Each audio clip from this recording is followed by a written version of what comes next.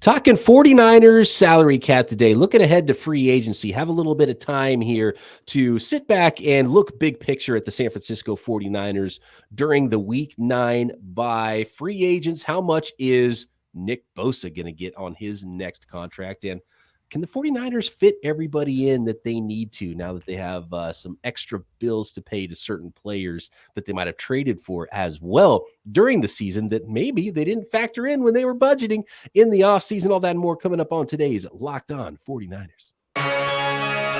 You are Locked On 49ers, your daily San Francisco 49ers podcast, part of the Locked On Podcast Network, your team every day.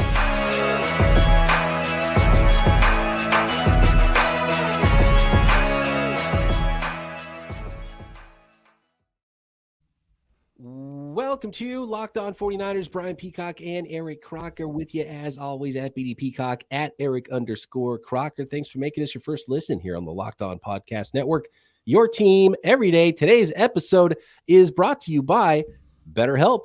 BetterHelp online therapy. Give online therapy a try at betterhelp.com/lockedon and get on your way to being your best self. That is betterhelp.com/locked on.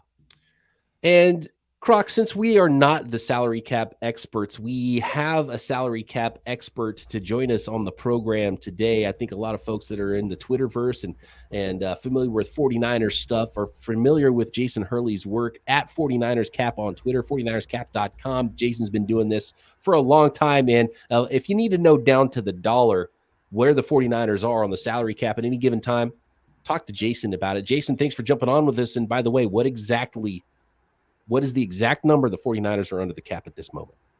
First off, how you guys doing today? Doing fantastic. Yeah. Thanks for coming. Yep.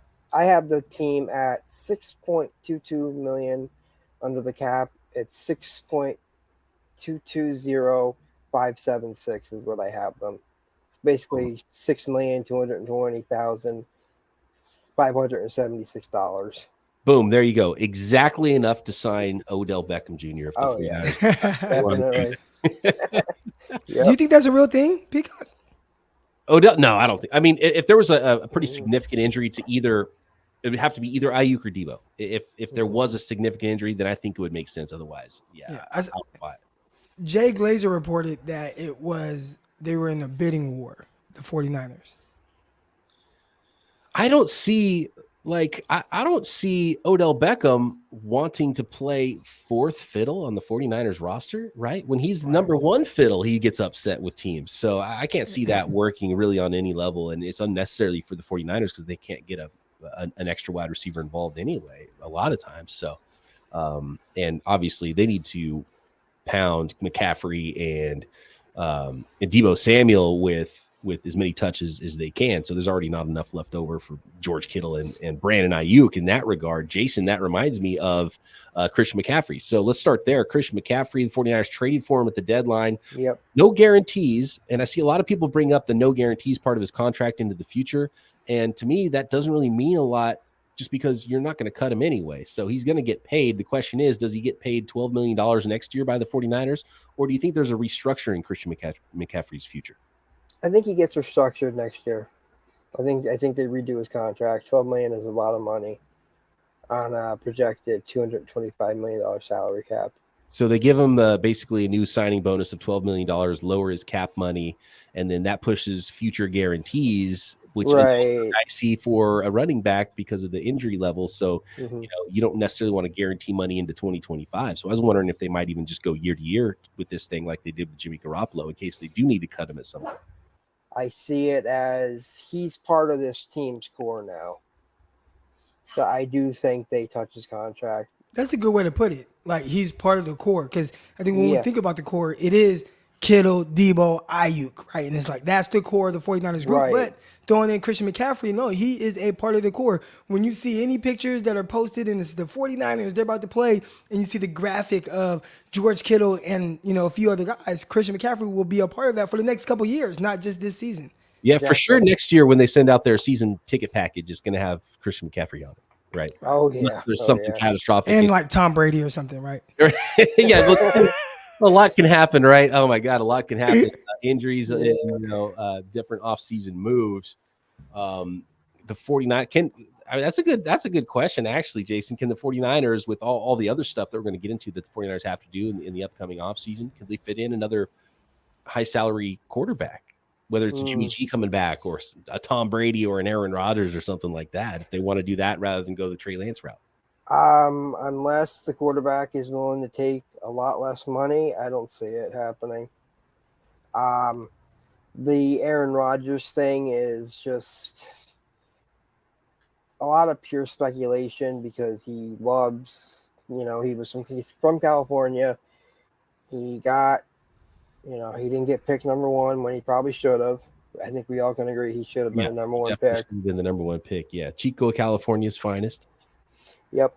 And I think that I can't see that happening because if Green Bay is willing to trade him, that means they're willing to eat like $66 million in salary cap room. And they couldn't. Tom Brady, on the other hand, is going to be a free agent, right? Exactly. Tom Brady's a free agent after this year. So there we go. Tom Brady to the 49ers. Croc nailed it. Good job, Croc.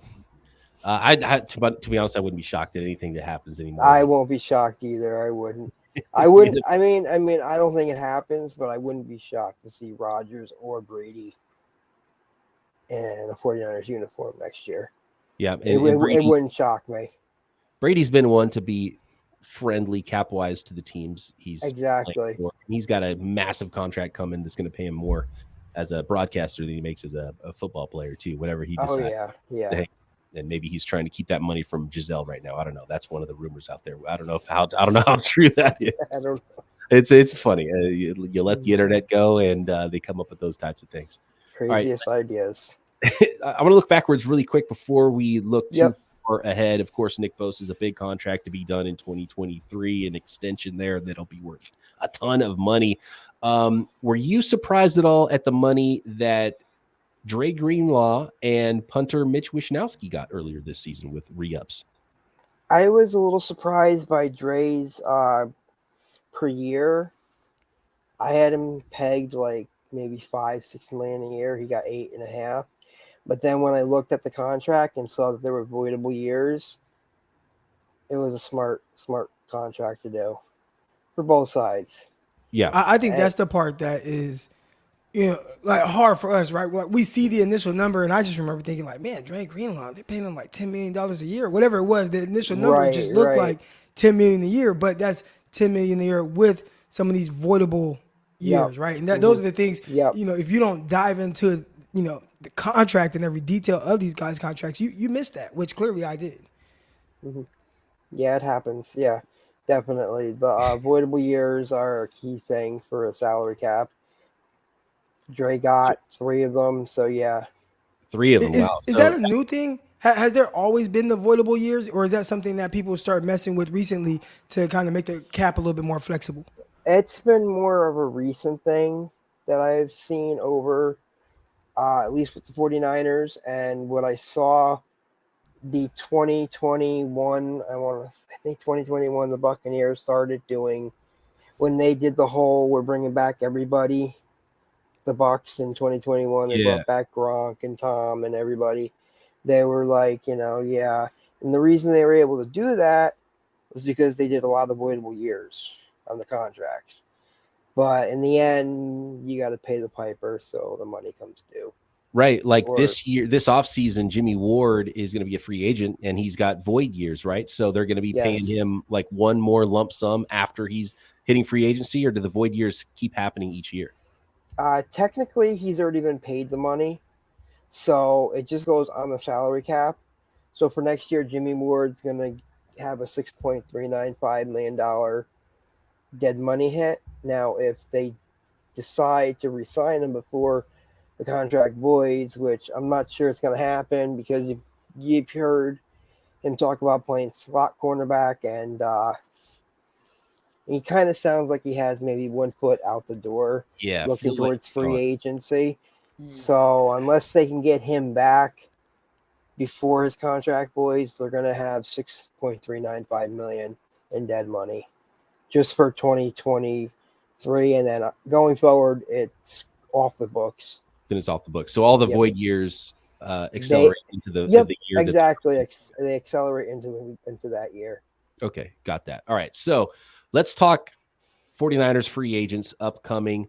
Who can the 49ers afford to bring back? Can they bring back everybody? Names like Emmanuel Mosley and Jimmie Ward and Jimmy G, even Samson Ebukam, Mike McGlinchey, Azeez Al-Shaair, Robbie Gould. There's a lot of starters that are hitting free agency this offseason. And, of course, a big money extension for one Nick Bosa. We will get to that next. This episode is sponsored by BetterHelp Therapy Online. Everyone deserves to feel their best. BetterHelp can make it easier to get started. As the world's largest therapy service, they've matched millions of people with professionally licensed and vetted therapists available 100% online. All the benefits of in-person therapy, plus it's more convenient, more accessible, and more affordable. Just fill out a brief questionnaire to match with the therapist. If things aren't clicking with that therapist, then it is super easy. I've gone through the process. You answer a few questions, you can get matched with the therapist. If things aren't clicking with that therapist, it is super easy to switch to a new therapist at any time. It could not be simpler.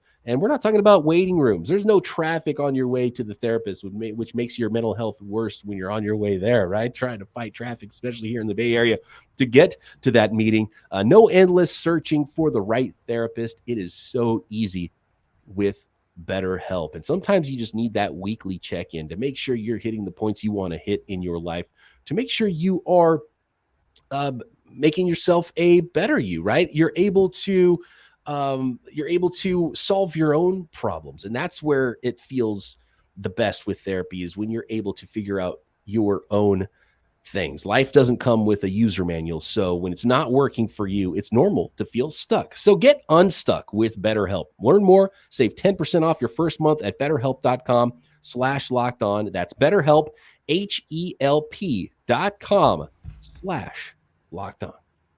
Thanks again, everybody, for making Locked On 49ers your first listen today. For your second listen today, check out Locked On Sports Today. From the games that matter the most to the biggest stories in sports, go beyond the scoreboard and behind the scenes with local experts and insights only Locked On can provide. Locked On Sports Today, available on this app, YouTube, and wherever you get your podcasts. Croc, what do you think? Before we ask Jason, what do you think Nick Bosa gets per year? $24 million a year. Oh, I'm gonna go over. I'm gonna go way over on that one. You asked me without me looking at Myles Garrett's contract. Terrible guess, Croc. What do you think? I know Myles Garrett, TJ Watt. I know they're kind of in that range, but they're getting paid a lot of money. Right, and there's a few other guys that are up from the same class, Josh Allen and Brian Burns. And if Bosa seems pretty content to wait this out, right, Jason? So if Bosa waits it out, those guys sign first too. I mean, he's gonna when Bosa signs, and tell me if I'm wrong, he'll be the highest paid non-quarterback in the NFL, which means he's going to be upwards of, not Nick Chubb. Bradley Chubb just got a $100 million contract, right? And so he got $22 million a year. It's funny. I asked this question on Twitter to a former agent, Joe Corey. I asked him publicly, am I crazy to think $32 million is too much? Basically, and he said he's going to want to break what Aaron Donald got. So Aaron Donald got like $31.6 million. It's like 66.667, whatever it is. He got $31.6 million a year, and Nick's going to want more. Just because you look at the fact that he has the same agent as his brother Joey does, and Joey got a massive deal when he did. He was the highest paid defensive player and non-quarterback. So when Nick signs his deal, he will be the highest paid non-quarterback. Geez, 32. That's that's like top 5 quarterback money too, isn't it? Yeah, it is. Yikes. At least it used to be. It used to be, but that's still, that is quarterback money. Yeah, it's more than Jimmy G's who was once the highest paid ever in the history of the NFL, right? Yeah, exactly. He was just a few years ago. Yeah, $28.5 million a year. He was. That's unbelievable. Trade him. Don't pay him that, right? No, I'm just kidding. No. Don't trade Nick Bosa. No, don't. Don't. You're going to make the fan base go crazy. It'll be even worse than when they trade it to Forrest Buckner. Buckner. Yeah, I think they've learned their lesson. There's no way they're on that path, and it's going to cost them a lot more money even this time than it did. Yeah. Forrest Like Buckner. you said before, I mean, just with this regime, I never say never because they do things that don't necessarily make sense to me. Not saying it doesn't make the team better or whatever, but just surprising, right? They surprise me a lot. Yeah. We talked about, even with the trade up for Trey Lance, it's like, we were on live before the Trey Lance trade, right? Before I was on this show full time, I came on, we talked about quarterbacks, and it was like, we don't see them being that desperate to move up. And clearly they were, right? Like they surprised us. That was a huge surprise. Well, that was a massive surprise. I actually did a podcast on, I think I was on Locked On NFL Draft as a guest less than 24 hours before they made that trade. Back when Trevor and Benjamin were doing that show. And I was sitting in as 49ers GM and go through a mock draft. And I said the exact same thing. I was like, hey, man, quarterback might be in play at 12, maybe even a little bit of a trade up. And we were going through scenarios, and it's like, I don't think they'll spend a future first-round pick to get up super high or anything, but maybe going up a couple spots. They were like crossing the T's and signing things, faxing paperwork at the moment when I was doing this podcast. Next morning, boom, news hits that they traded all that to get up to number 3, and I was blown away by it. So, yeah, you're right. I don't think we should ever be surprised by anything the 49ers do at this point. Croc, I'm going to ask you another question here about the 49ers cornerback Emmanuel Moseley, who's an upcoming free agent. Now, let's take the injury part out of it for Moseley. Do you think it would be crazy if I'm Moseley's agent and I say, look what Charvarius Ward got? Really good cover corner. He was a former undrafted free agent. That's the kind of money I'm looking for my client, Emmanuel Moseley. Do you think that's insane? I don't think it's insane if you are Emmanuel Moseley's agent. But when you're having that conversation with the 49ers, if I'm them, I let him test the market. All right, you got a torn ACL. Think about it right now, right, with Odell Beckham. We started off the show kind of bringing him up, mentioning him. It's November, and he's still not on the team. Now, he did tear his ACL super late in the year. I mean, as late as you literally can get this Super Bowl, like second half of the Super Bowl. But, he's unsigned right now. And although, we got, Moseley tore his ACL several months before, still don't know, okay, will this guy be 100%? And history tells you most guys right off of that ACL injury aren't 100%. I mean, we've seen very few guys just hit the ground running. Nick Bosa, he pretty much looked the same right away. There was one guy, Adrian Peterson, he ran for over 2,000 yards coming off of an ACL. So clearly Adrian Peterson and Nick Bosa are both built just different. Those guys are just in their own kind of category as far as humans go. Emmanuel Moseley, a little bit more normal, right? Like a little bit more like you and I. So we'll see how his recovery process goes. But if I'm the team, all right, we got to see. We got to see. How is he going to do? Go ahead, test the market. What the market's going to give you? Okay, if somebody's driving up the price, maybe we can talk. If not, hey, we like some of our young guys. Diamador Lenore, he finished the season strong. He looked good. Got Ambry Thomas. We got some other guys. Maybe we'll go draft a guy in the second, third round. We found Emmanuel Moseley undrafted. Maybe you feel like you can hit again on an undrafted guy. Not in the second round, bro. Well, you ain't got one second round right now. Exactly. But Jason, the fact that he did tear his ACL, does that make it more likely that he's able to stick around with the 49ers because he can't ask for that big long-term contract now? Yeah, it makes it more likely that he would stick around. If he really does like it here in the Bay Area with the Niners, with being opposite Ward, being just on the team with this type of defense, I think it's possible. I think it's a 1-year deal where it's worth $5 million and up to $10 million with incentives and per game roster bonuses, all that kind of stuff. Okay, I think I can get behind that. That's a lot more palatable than this $17 million a year, $15-16 million a year long-term 4-year contract or something like that for Emmanuel Moseley with what they're already paying for Ward on the other side. Okay, last one for you here before we let you go, Jason. Appreciate you jumping on with this. Of the upcoming free agent class, and there's a lot of starters here.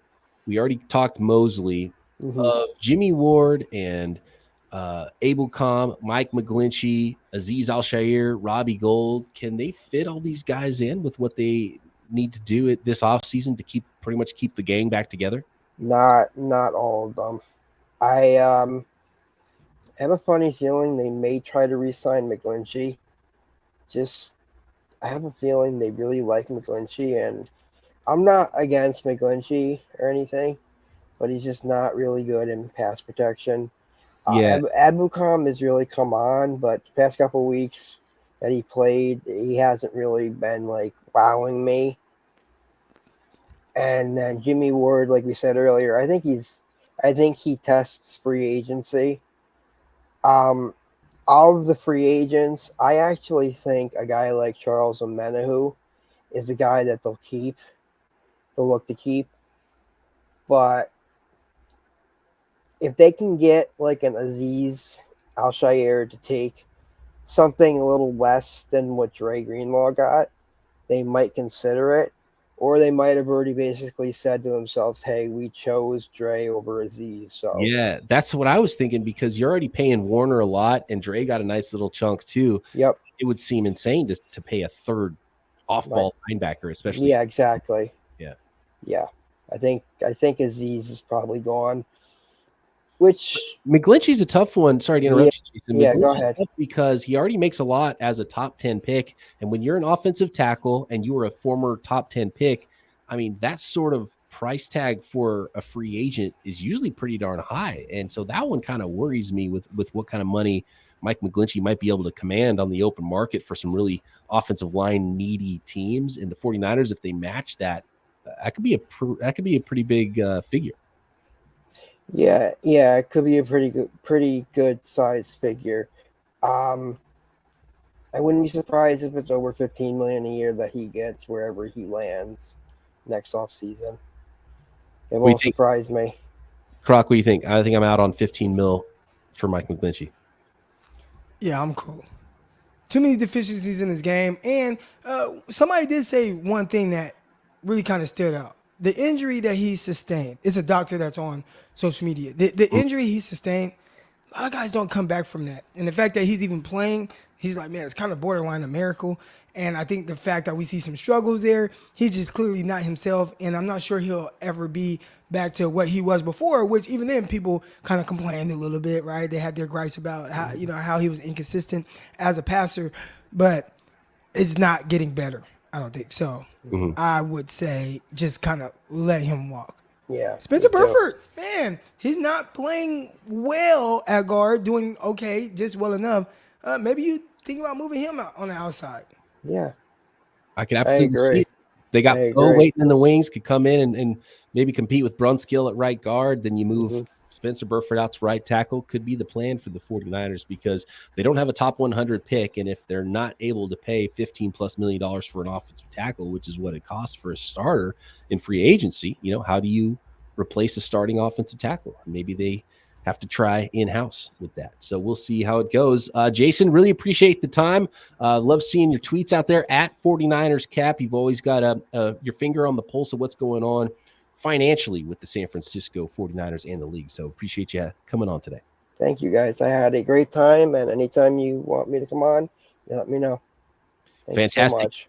Next, Croc and I are going to talk. Let's talk a little bit more about this Odell idea, Croc, because this is a fascinating one to me. And of course, you were not here with me last night when I went live. So I want to run a couple ideas by you as well before we finish up today's Locked On 49ers. But first, I got to let the folks out there know about Prize Picks. It's daily fantasy made easy. For example, you want to get involved with Monday Night Football tonight. The game's about to kick off as we are recording this. And more or less passing yards, 210.5 for Lamar Jackson. He got no weapons anymore on offense. Everyone's hurt, it feels like. I might go under everything or might go less than everything in this game. Passing yards, rushing yards, total Take point. his rushing yards. His rushing yards. Exactly. Yeah, let's go more than rushing yards, less than passing yards for Lamar Jackson. Hey, Isaiah Likely, tight end. You want a little sleeper. Maybe, you're not really thinking about it and you're looking for that extra person to add to your kind of little parlay that you got going on. Isaiah Likely, tight end. He's getting his targets up, and we'll see if their tight end Andrews is still a little banged up. And it's super easy. All you do is you pick 2 to 5 players. And you pick if they are going to go more or less than their prize picks projection. It's that easy. You go Isaiah Likely, they'll give you the number, and you say, hey, man, I think maybe. In fact, I can look at it right now because it's so quick and easy on this website here. And let's see, Isaiah Likely, if they have a number for him. Oh, you know what? I don't know if they have one for Likely because I'm not sure about the injury status there, if they think he's going to start or not. But you pick 2 to 5 players, and you can win up to 10 times your money on any injury. No competing against other people. It's just you versus those projections available at Prize Picks. And it's not just NFL either. NBA, NHL, PGA, golf, college sports, motorsports, combat sports, you name it, you can find projections at Prize Picks. Entries can be made in 60 seconds or less. It is that easy, and withdrawals are safe and fast. So download the Prize Picks app or go to prizepicks.com to sign up and play daily fantasy sports. First-time users can receive a 100% instant deposit match up to $100 with promo code Locked On. If you deposit $100, Prize Picks will give you $100. If you deposit $50, Prize Picks will give you $50 more to play with. Don't forget to enter promo code Locked On at sign up for an instant deposit match up to $100. Odell Beckham.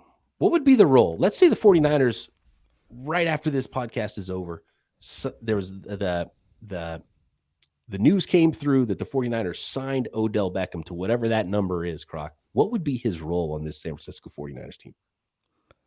I think he'd have like a growing role.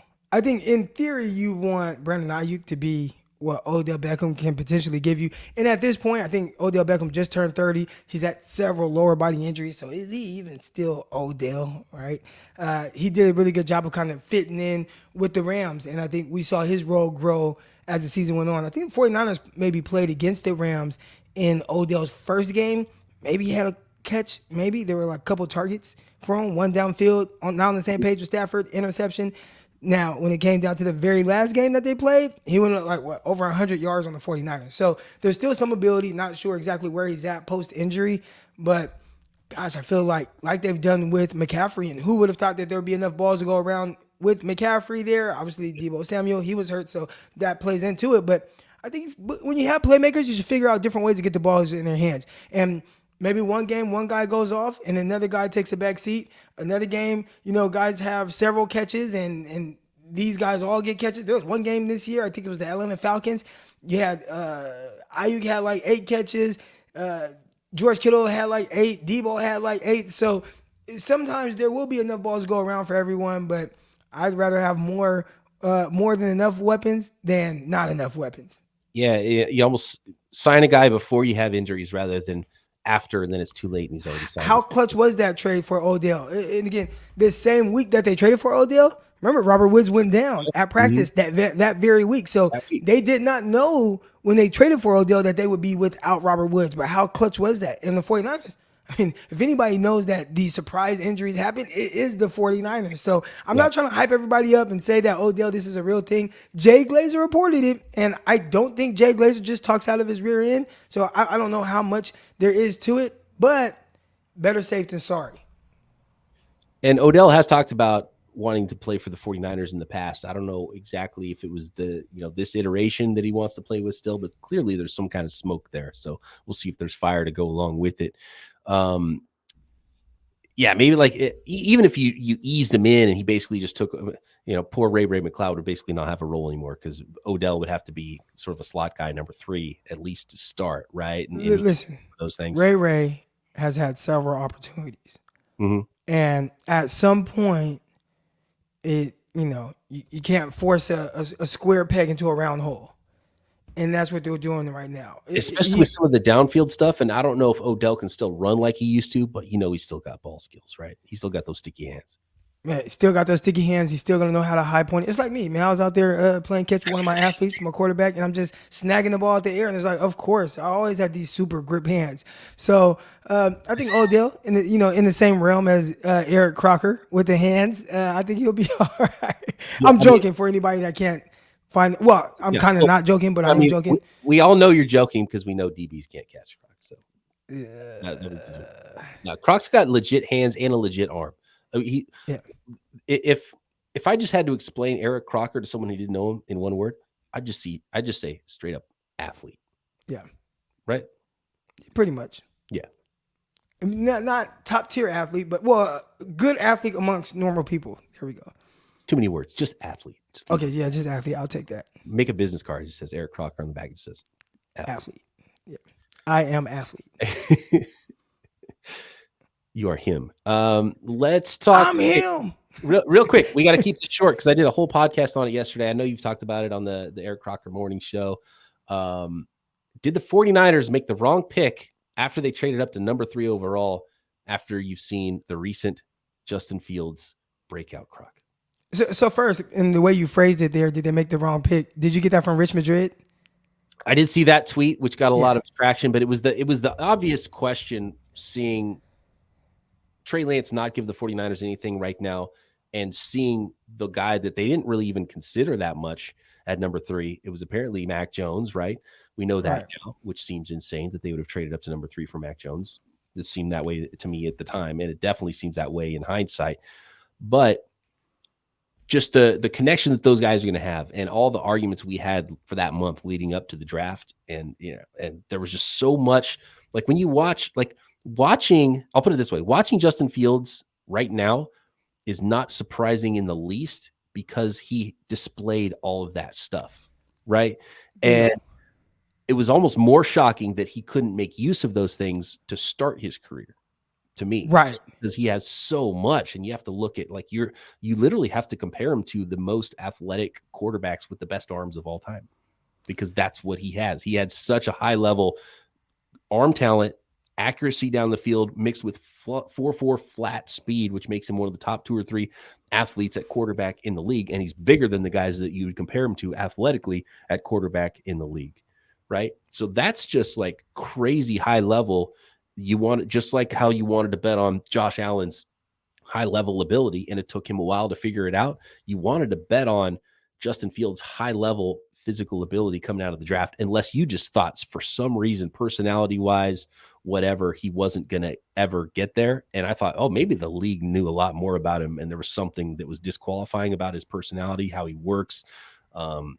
Even though it didn't seem like that was there, maybe they were right about that. And now we're seeing, maybe that wasn't it either. So I don't know how he falls all the way to pick 11. I think that's the $1 million question. But I will say this, as it pertains to just your original question, did the 49ers draft the wrong guy? When I watched those 2 guys on the same field in September, Soldier Field, I thought the 49ers got the right guy. Mm-hmm. When I just watched them from the pocket, throwing the football, the throws that one guy was able to make, when I watched them make plays with their legs. And again, one is a little bit more exaggerated because we watched him throw, the busted coverage touchdown, things like that when it came to Justin Fields. But just watching those guys, if I was just judging them on pure QB, drop back, throw the ball, layer throws, downfield, slot fades, things like that, where you just had to make throws, and then, it's 3rd and 13, let me make a play with my legs and run for a first down. Like, just the ultimate, this is my quarterback, did I take the right guy? I thought the 49ers drafted the right guy. Now, if you're saying, did they draft the wrong guy because one guy has, he's struggling to stay healthy, then, okay, now there's a discussion. Right. When you watch what Justin Fields is doing right now, I think you nailed it, saying, why is anybody surprised by this stuff? He was I thought that he was the most talented quarterback in the class. We've talked about that. Right. When it came to just pure, all right, rank the quarterbacks most talented to whatever. And how it might translate to the next level, you don't know. But just take everything out, who the player is, work ethic, et cetera, all that. Take all that out, just most talented quarterback in that class. It was easily Justin Fields. And you talked about the throws he's able to make, the plays with his legs, the arm, he had the size, he was very fluid. He's running 4.4, but he wasn't and I don't think anybody watched him and was like, oh man, this is just a quarterback that wants to run. Matter of fact, I would say Ohio State maybe wanted him to take off more. I think there were more opportunities for him to make plays with his legs. So it was like a souped up version of Dak Prescott in college. Mm-hmm. And to see him do those things where now he's like, you know what? Still not great playing from the pocket, making throws. And when he had to in that game against the Dolphins, that was what kind of let them down a little bit at the end. Just balls it just wasn't there. But to keep them in the game and put up 32 points. He did that off of pure, I am the best athlete on this field. And I think we always knew he was that. But again, as it pertains to, did they take the wrong guy? When I watched them head to head on the field and to the monsoon. All right, now, if you want to say, if you're factoring in the monsoon, then I would say overall, one guy did a better job of making sure his team won, and that was Justin Fields. But just watching them and looking at them from a pure quarterback's perspective through 3 quarters, to me, it was Trey Lance is the better quarterback right now. But again, that monsoon kind of throws some things off a little bit. Yeah, and it ends up being like the Jimmy G Trey Lance thing too, where you don't have to tear another guy down to bring one guy up, right? And you can say that, man, Justin Fields is really good, but also be like, man, Trey Lance is also going to be really good, and excited about him. And there's a reason they drafted him, and they probably still drafted the right guy. We'll find out. But it's fascinating. And those guys, Lance, Jones, Fields, they're always going to be linked forever. Like, this is what is going to happen. And so that'll not end. So, and I'm sure whatever we think right now will be the wrong thing too. We'll find out in years to come, right? Years 2, years 3 for these guys. We'll see how this develops and how the teams around them change as well. All right. Thanks everybody for listening. Thanks to Jason Hurley with the cap information, and Eric Crocker and I will be back on tomorrow, which is Wednesday, Winky Wednesday. Thanks for making us your first listen on the Locked On Podcast Network, your team every day. Make sure you check out the Peacock and Williamson NFL show, and Croc doing Locked On NFL Draft daily right here on the Locked On Podcast Network. Croc and I back tomorrow. Locked On 49ers.